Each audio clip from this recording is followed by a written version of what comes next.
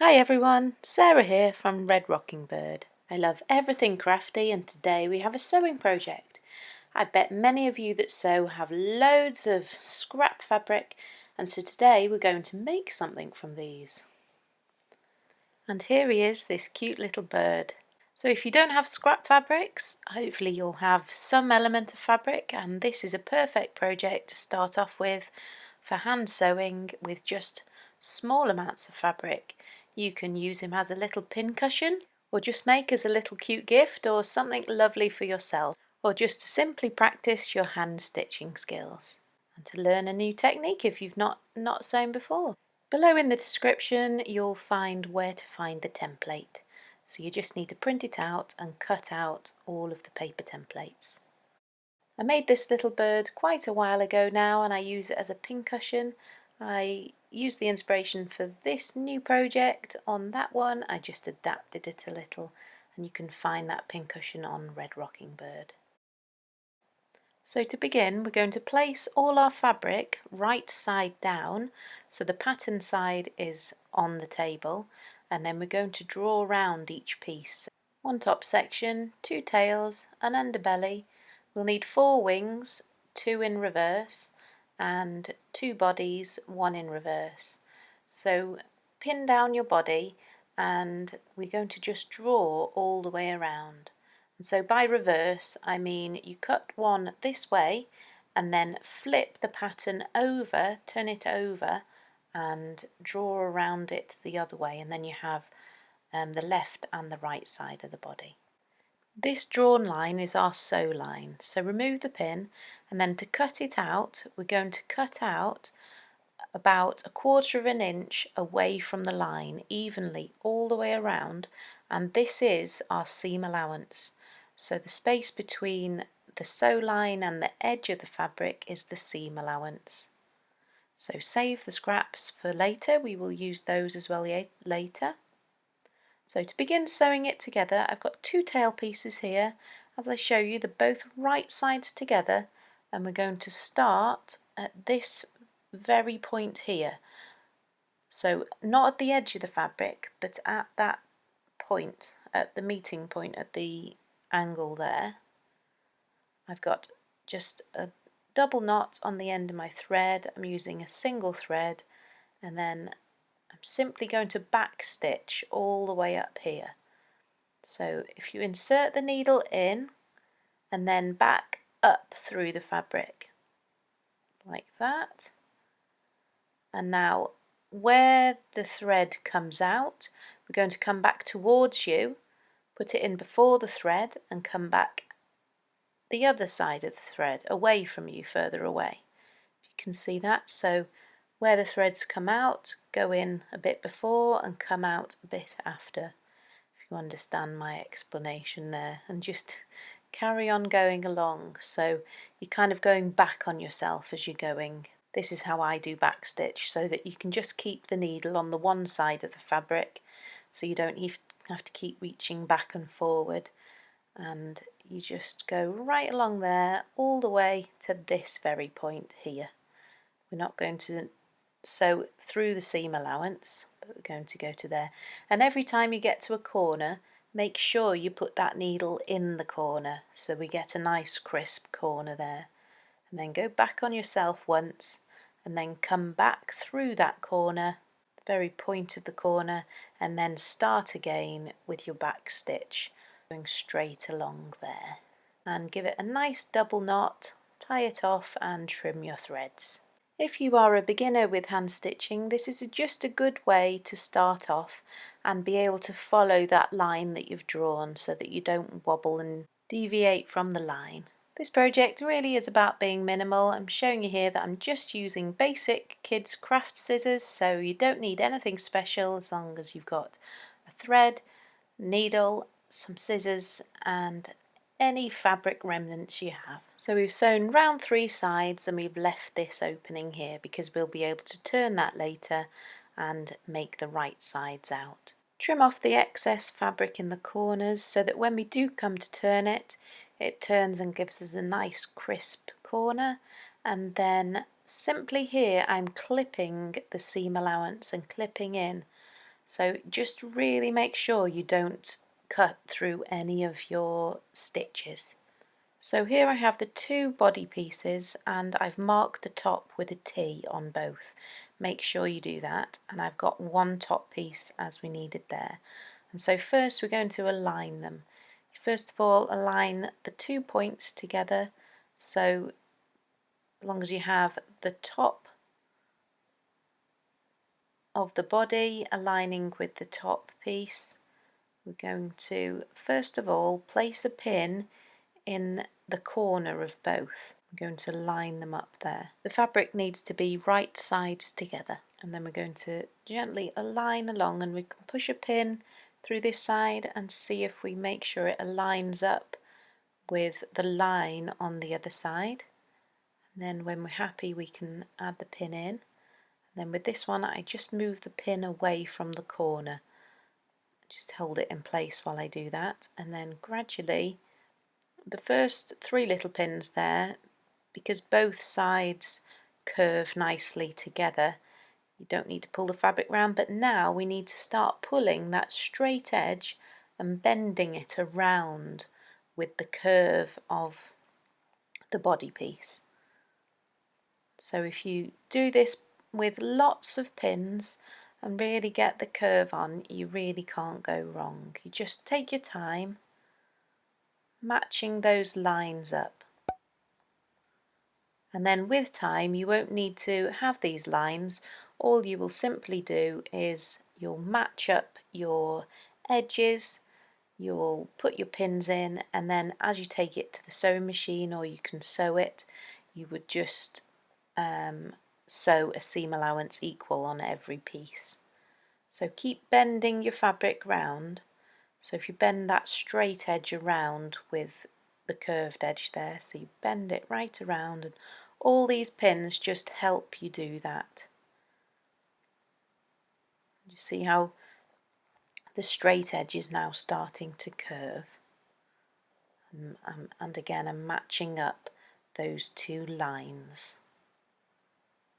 And so with this I've done it hand stitch, and with time, as I say, you could take it to a sewing machine and do this project on a sewing machine too. And we're going to sew right along that top edge from the beak position, from the nose, all along the top line. I've got a single piece of thread with a double knot in the end, and I'm simply going to place that into the very corner of the line. I'm going to secure a couple of threads in first, and then we're going to back stitch again all the way along, just the way we did for the tail. When you first see this project, maybe you thought it's a little bit tricky, but you know, if you follow every bit of my step, I'll take you step by step through each part, and you'll turn up with something beautiful at the end. So I always find it's good to maybe watch the video through fully first, know exactly where we're going, and then come back and take it step by step and do it along with the video. That's just the plan. So back stitch here, and we're going to stitch all the way to the opposite corner where the tail will go, and not further into the seam allowance, but we stop and we only sew on the line. So all the way through to that point right there. And we can keep checking, and as you can see, the thread should follow the line on the back as well. So take it nice and slow and steady, and you'll get there. And take the pins out as you go so they don't get caught in the tail thread there. I love everything birds, and we even had something similar to this at our wedding for the wedding toppers and things. There we go, I've completed that top edge and sewn all the way along the top there. And then we're going to do the same with the other side. So if we align this again, right sides together, making sure you have the top, the T for the top. So this is your top section here, and we'll align the top with the top again, aligning that beak point there on the line with the point on the line at the top there. And then we're going to simply pin it in place and bend it around exactly like we did with the other side. Once you master doing all these things, you can do absolutely any of my patterns over on my pattern site. I do lots and lots of different soft toys, and once you can master all these little fiddly bits like this, you can sew anything you like. And so there we go, I've sewn both sides, and there we have it, ready to put the underbelly in. So we're going to do exactly the same, making sure we got the two right sides together again. Find the point and align that with the beak point again, and we're going to pin and sew, and then again pin and sew for that side, making sure we leave the tail end completely open from there to there. And here he is, sewn along the four sides, sewn down the bottom piece there. And there are your two body sides, and we have our opening just there, ready to fill later. And then, as we did for the wing, I'm going to clip all of the seam allowance again. So we're not clipping all the way to the sewn line. We're clipping in just to allow, when we turn it, allow the fabric to bend around the corners, so we get a nice smooth edge. So again, we just need to make sure we don't need to clip any of that stitching, otherwise all that hard work will come undone. If you do, just go in with some extra threads. So here I'm aligning the tail, this is the top and the top there, and then on the underbelly bit, can you fold down that excess and then give it a nice crease with your fingers. I've used a nice cotton here, so cotton always creases nicely. You can use anything you like. If you use a heavier fabric, make sure you just go and iron it. And then on the tail, the bottom of the tail piece, just fold that over too. And now we're going to attach these two pieces together, again right sides together. And can you see we're going to place those two unfolded bits together. I'm going to pin them across the top here, and then we're going to sew along that line, but making sure we don't catch any of the other fabric in from the other side. We need to make sure we only sew those two pieces of fabric together. So really take your time at this stage. Just aligning up the lines again and the edges. And then we take our cotton thread again with a knot on the end, and I'm very neatly just going to sew down this line. And this attaches the little body section and the tail section together. So just making sure there that we're not going to get any of that folded line into the sew line here. Otherwise there won't be a hole to fill in a bit. So there we go, sewn right along, and now we can turn it right side out. So reach in and push all that fabric through the hole of the body there, the body through that hole, and tease it out with your fingers, and then we can go in with a blunt pencil or a chopstick or something to get the rest out. And then here we have the tail. Do the same with the tail, just tease it all out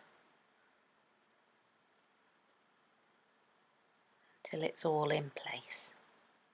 Make sure you don't push too hard with that so we don't go through your stitching. Just be nice and firm but gentle at the same time. I really do hope you have a go at making this. It's really cute and a lovely project, and please do subscribe if you like it and you like my channel, and do give me a comment and thumbs up and let me know what you think. Okay, that's good for now, and then your two little extra pieces of fabric here, just turn them over, the seam allowance from the tail end there and the end of the body there. If you took both of those seam allowances in,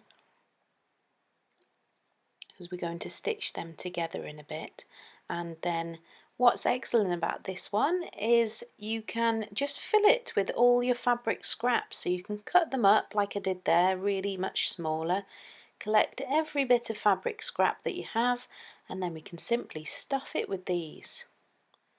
An excellent way to use up every last piece of fabric that we have. If you don't have any though, don't worry. If you've got some toy stuffing or the insert of a cushion pad, you can, an old cushion pad that you might have, you can open it up and get some of the fibres out of that. It's just like toy stuffing. So I'm just going to go and get some more to stuff it with, and then I'll be back. And there we go.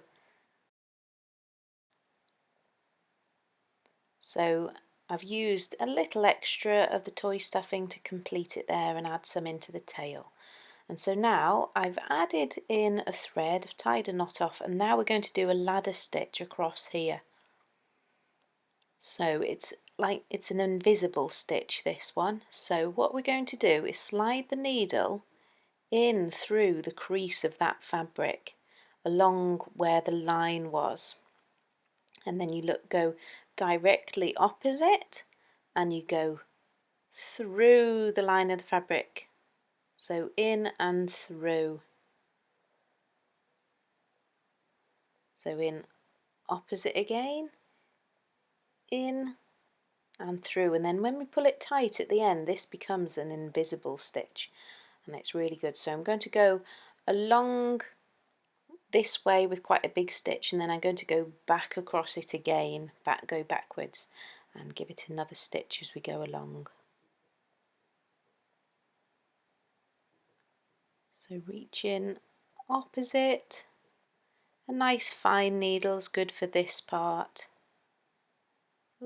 Gently ease it in, a little bit fiddly, but just be nice and gentle. Just go all the way to the end, and this is how I finish off all of my toys, soft toys. And if you learn this, you can, as I say, do almost anything when you've completed this bird.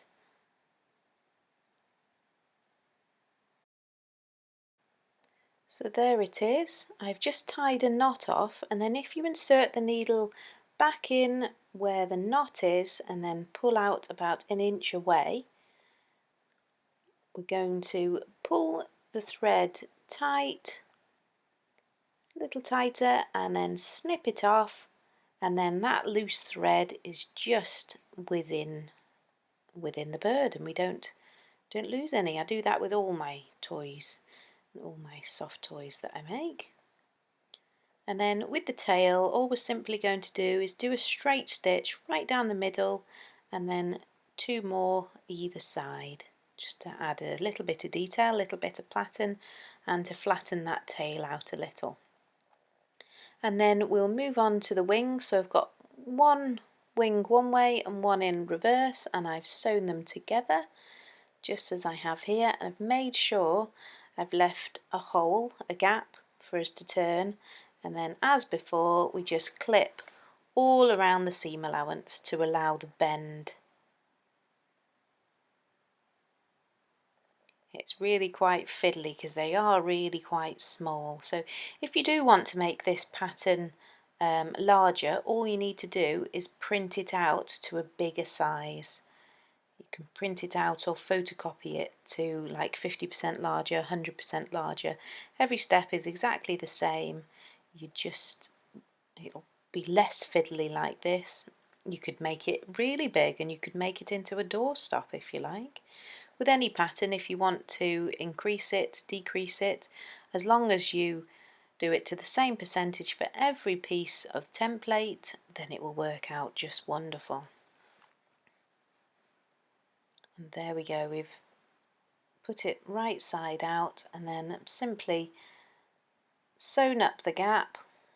I'll sew up the gap here as we did with the whip stitch, the invisible ladder stitch, and then all we need to do is just tack these on to the bird.